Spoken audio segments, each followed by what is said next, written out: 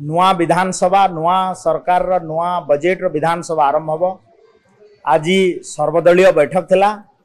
ए बैठक रे मान्यवर बाचस्पति अध्यक्षतार आमर ए बैठक अनुष्ठित होता एवं आज सकाळु मान्यवर मुख्यमंत्री मोहन चरण माझी जी आमर लीडर ऑफ ऑपोजिशन का घर को जाई मध्य तांकू आमंत्रण करथिले बैठक रे जोग देवा पई एवं रेगुलर असेंबली को आसंतु एवं तांकर गठनमूलक प्रस्ताव ये सरकार चलैया पई दियंतु। एटा मान्यवर मुख्यमंत्री मोहन चरण माझी जी तांकू आग्रह प्रकाश करथिले।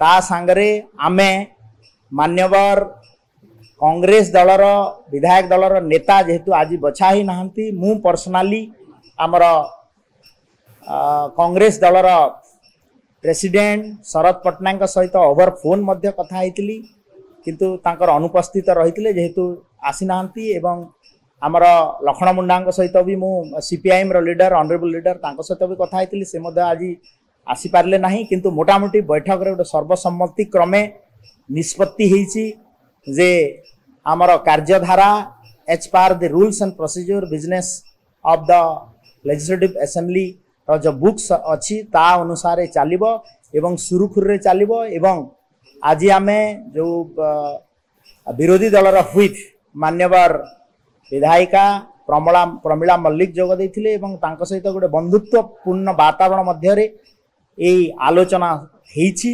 एवं से भी आमर विधानसभा को चलाया पई सहयोग करिवे एहा मध्य कमिटमेंट करिसंती। तो आमे आशा करूछु जे मान्यवर मुख्यमंत्री मोहन चरण माझी नेतृत्व रे एवं से होचंती लीडर ऑफ द हाउस एवं मान्यवर बाचस्पति मार्गदर्शन रे कालीठू जो विधानसभा सत्र आरंभ होची ताहा सुरुखुरी चलिबो। एहा मु ए विधायक आमर जो सर्वदलीय बैठक रे यहाँ ही निष्पत्ति होची। धन्यवाद।